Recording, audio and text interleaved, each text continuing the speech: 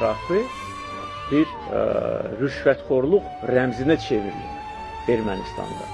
Alan nədirsən, laf gic eləmişsən? Baxın, bunların indi maliyyə imkanları 2 il bundan əvvəl nə idi, indi nədir? Deməli, demoqrafik böhran yaşanır, insanlar tərk edir bu ölkəni və təbii azalma gedir. İndi Ermənistan real əhalisi 2 milyon nəfərdən azdır. Bunu mən bilirəm. Siz bunların hamısını hardan bilirsiniz?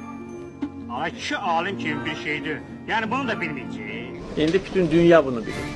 Yəni belə çıxır ki, 20 il ərzində bu müstəqil dırnaqarası ölkəyə quldur, rüşvətxor və cinayətkar rəhbərlik edir.